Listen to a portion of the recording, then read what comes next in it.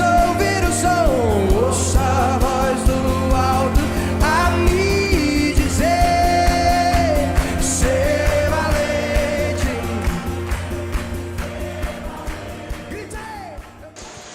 Irmãos, Isaías 6:1 diz: no ano da morte do rei Uzias, eu vi o Senhor assentado sobre um alto e sublime trono, e as abas de suas vestes enchiam o templo. Serafins estavam por cima dele, cada um tinha 6 asas, com 2 cobriu o rosto, com 2 cobriu os seus pés, e com 2 voavam. E clamavam uns para os outros, dizendo: Santo, Santo, Santo é o Senhor dos exércitos, toda a terra está cheia da sua glória. As bases do limiar se moveram, a voz do que clamava, e a casa se encheu de fumaça. Então disse eu: ai de mim, estou perdido, porque sou homem de lábios impuros, habito no meio de um povo de impuros lábios, e os meus olhos viram o Rei, o Senhor dos exércitos.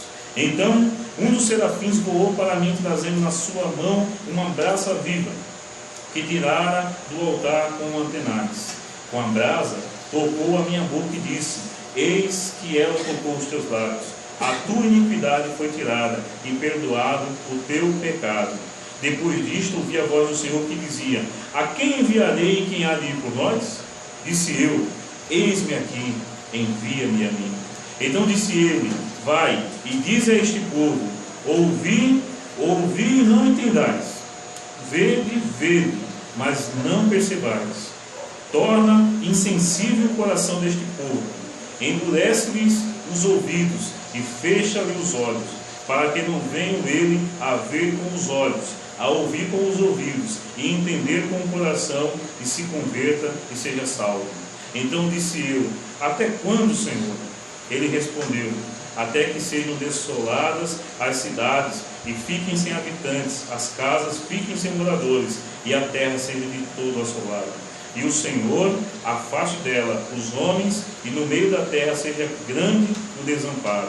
Mas se ainda ficar a 10ª parte dela, tornará a ser destruída, como terebinto e como carvalho, dos quais, depois de derribados, ainda fica o topo.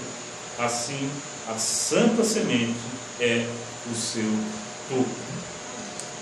Senhor, nos abençoa, que possamos entender a tua palavra, possamos entender esse sermão, e que seja um momento de transformação e edificação das nossas vidas. Seja conosco, meu Pai. Nos convence de todo pecado, justiça e juízo, por meio do teu Santo Espírito. É a nossa oração, Senhor, em nome de Jesus. Sentado, meus queridos irmãos.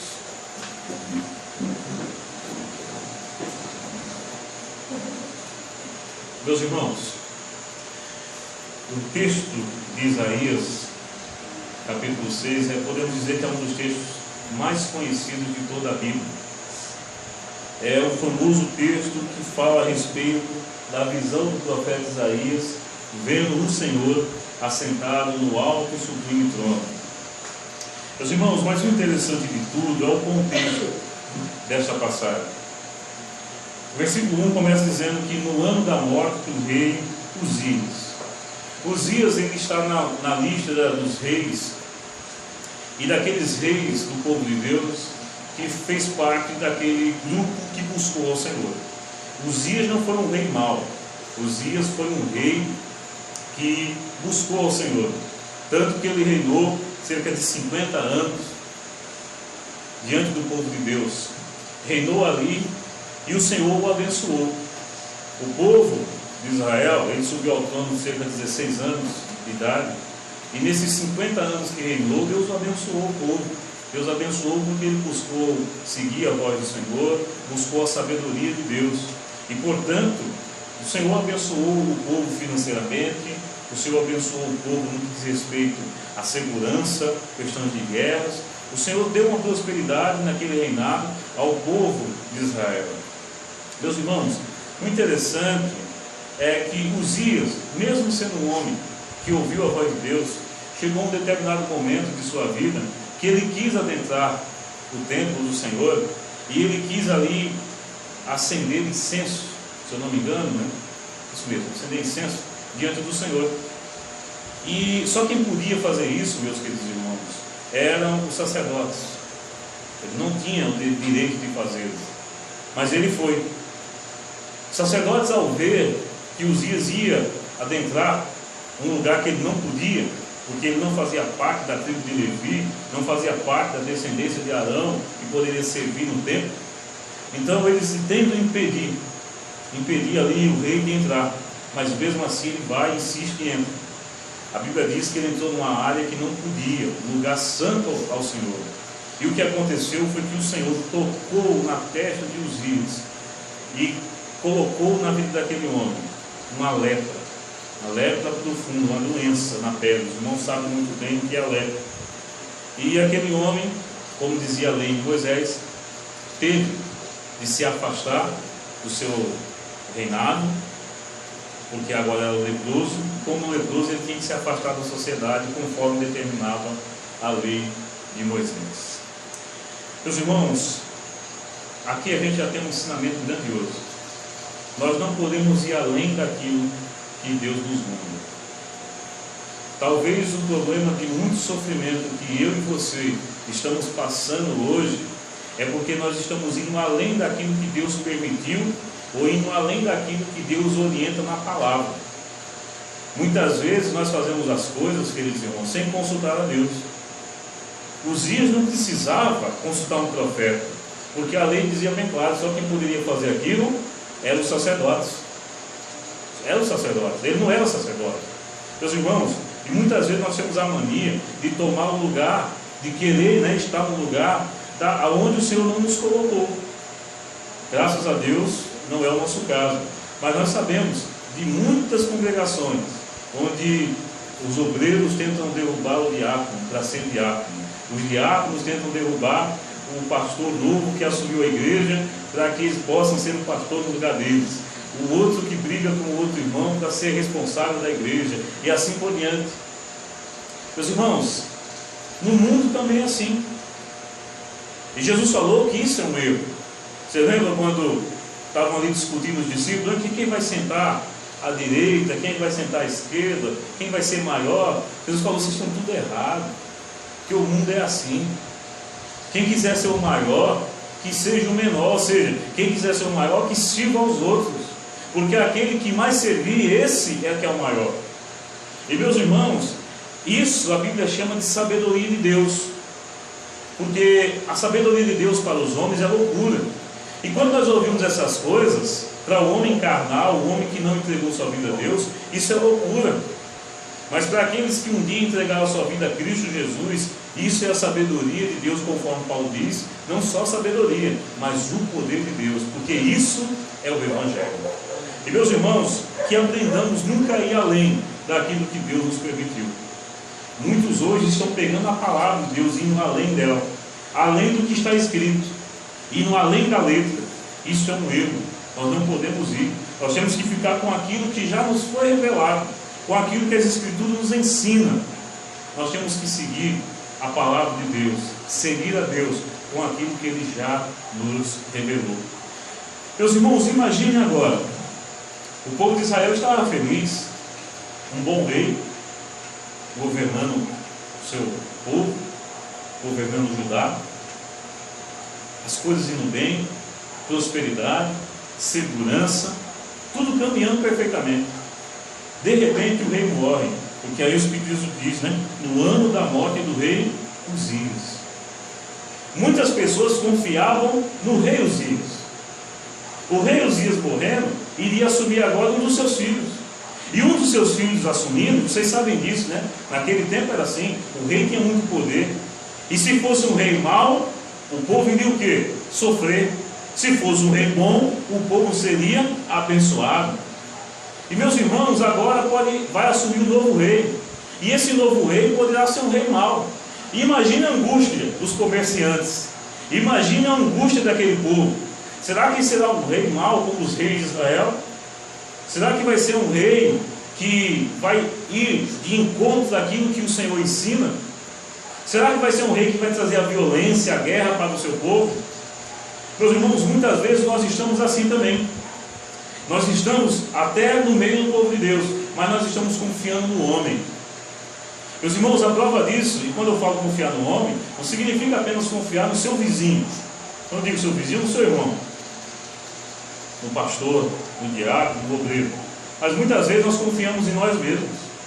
E nós somos homens. Muitas vezes nós estamos em situações que nós vamos dizer, eu vou resolver. Alguém chega para nós e diz, aconteceu isso. Não, espera aí que eu vou resolver agora e tal. Mas espera aí, você buscou o Senhor? Você orou ao Senhor para saber o que é que o Senhor quer que resolva, como é que Ele quer que aquilo seja resolvido? E muitas vezes nós agimos por impulso, porque nós não confiamos no Senhor, nós confiamos em nossas próprias forças. E o interessante é que quando a gente age assim, já percebeu o que é que acontece depois? Dá tudo certo, né? Não, dá tudo errado.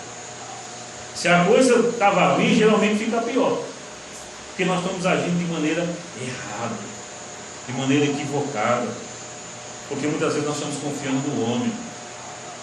Mas louvado seja o Senhor, que quando o povo de Israel ficou pensando, provavelmente até Isaías, né? Porque Isaías, tudo indica que ele era algum familiar, talvez algum primo. Ele fazia parte da família real, não da família da linhagem, para suceder o trono, mas algum parente próximo. Por isso que ele tinha acesso fácil ao palácio do rei. Talvez Isaías estava igual ao povo, né? As coisas agora, como é que vai ser? O rei tão bom morreu, qual vai ser o nosso futuro? Muitos de nós entramos aqui hoje pensando no futuro, no amanhã, não é verdade? Talvez você entrou aqui essa noite pensando nos problemas que você está vivendo. Uma crise financeira, um problema de saúde, um problema na família. Aí você chegou aqui, mas meu Deus, como é que vai ser o amanhã? Só que o amanhã não chegou, você ainda está no domingo, você está na ceia, mas você está preocupado com o amanhã. E você está esquecendo, lembra que eu falei, de seguir a palavra de Deus?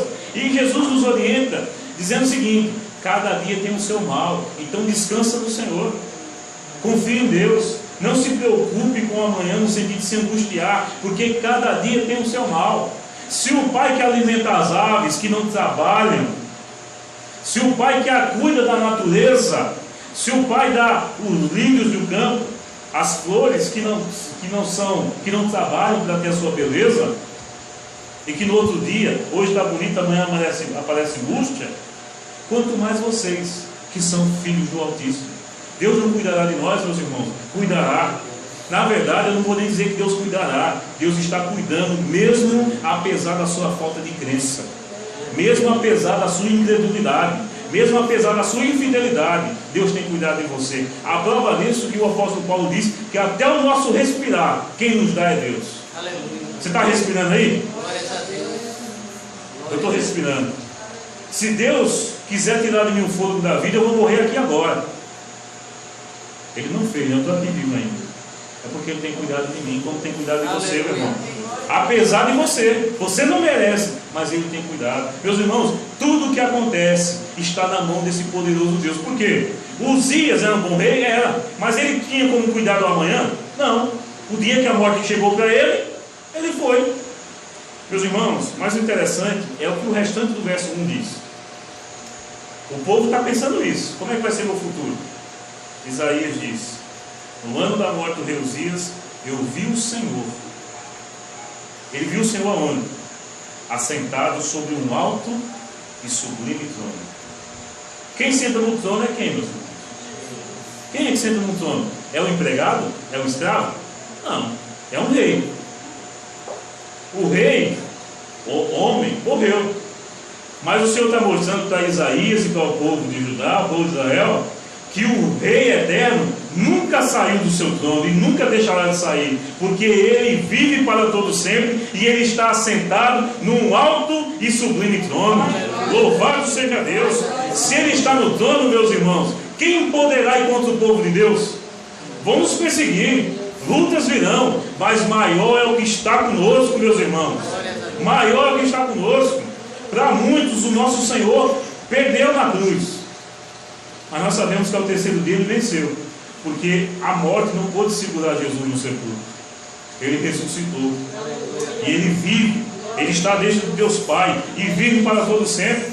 Meus irmãos, o Senhor está no alto sublime trono. A Bíblia diz que as abas de suas vestes enchiam o templo. Ou seja, Deus está no seu trono, mas a sua presença é manifesta no meio do povo dele. Porque hoje nós sabemos que nós não temos mais, Deus não habita, sempre como sempre, Deus não habita em termo feito por mão de homens. Deus está no meio do seu povo. Eu creio que as abas dos mantos do Senhor, das vestes do Senhor, está aqui, porque o povo de Deus está aqui. Meus irmãos, o Senhor está conosco. Não podemos ver como Isaías o viu, mas nós podemos sentir dos louvores que nós cantamos, das orações que foram feitas, da palavra que está sendo ministrada. O Senhor é conosco e Ele está nesse trono. Só que há um ponto: o Senhor não quer só estar assentado no trono da eternidade. Por quê? Nesse trono da eternidade, um dia todos vão ter que reconhecer que Ele é Deus. O que é que a Bíblia nos ensina? Que no último dia todo joelho se dobrará, toda língua confessará que Jesus é o Senhor. Ímpios ou não, quem não crê em Deus hoje, no dia do juízo vai confessar que Ele é Deus. Como quem crê em Deus hoje confessará eternamente. Mas o Senhor hoje, Ele quer estar em outro trono, que é também no trono do coração de cada um de nós. Quem tem estado no trono do seu coração, meu irmão, minha irmã? As preocupações, o pecado. O que é que você tem colocado no trono do seu coração? O amor ao dinheiro? O amor às coisas dessa vida? Quem tem que estar no trono do meu e do seu coração é Jesus Cristo. Ele é que tem que estar no trono. E lembre de uma coisa: quando alguém está no trono, é porque ele tem poder, ele comanda, ele é o dirigente. Deus, quando Ele quer estar no trono do meu coração, significa que Ele quer estar comandando a minha vida. Ele quer estar na direção da minha vida. Vamos saber se Deus está no trono do nosso coração agora. Na última semana, você fez o que era a vontade de Deus ou a sua vontade? No último mês, quem tomou as atitudes foram Deus ou foi você? Reflita. Quem está no trono? É você ou é Deus?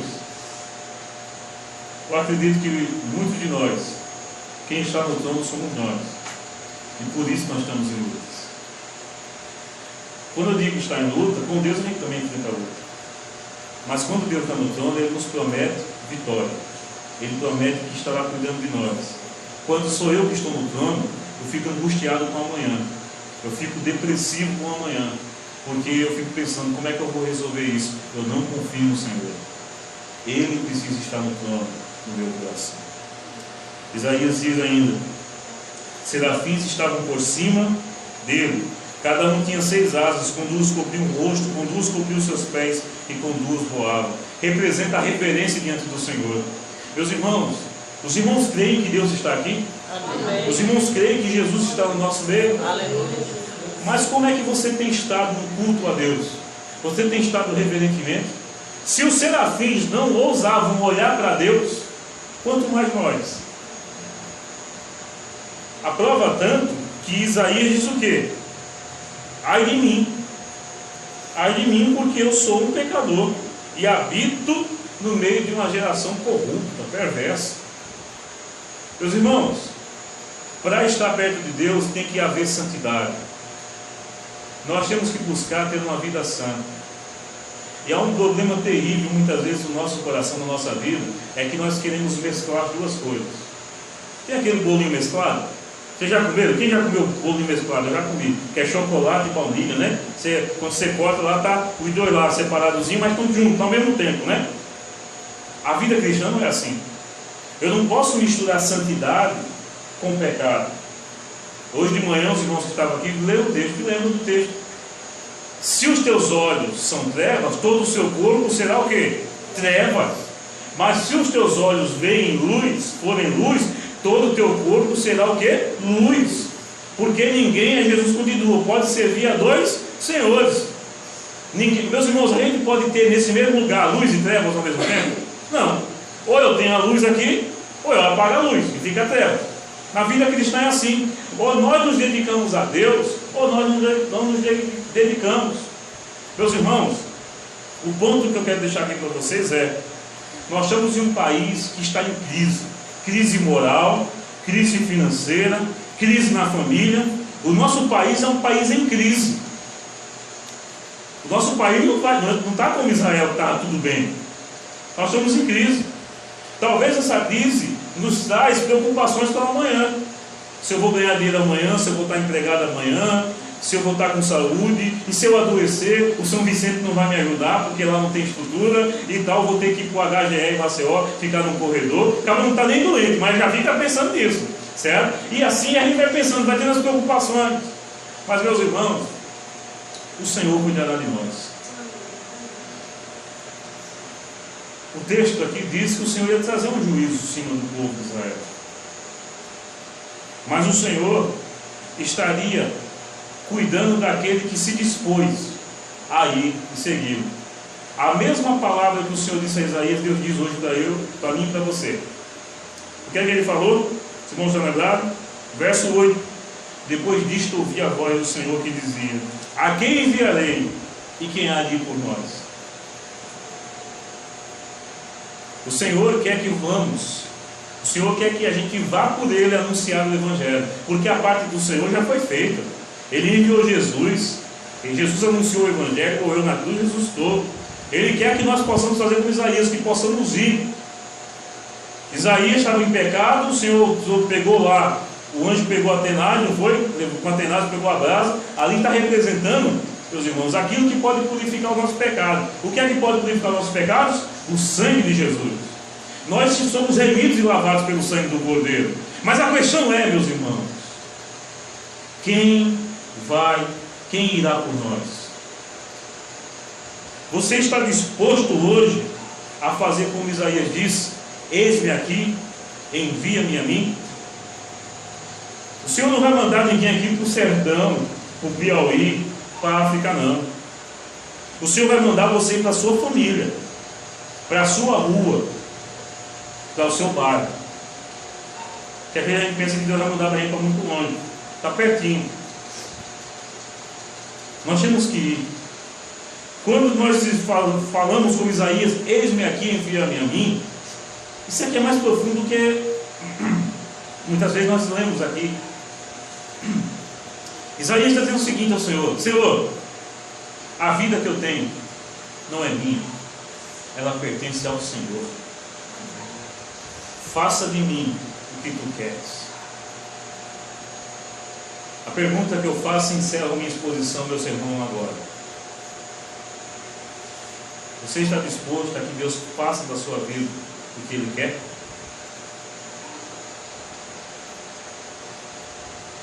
Fazer o que Ele quer, muitas vezes, meus irmãos, pode ser uma enfermidade, pode ser um desemprego, pode ser uma luta.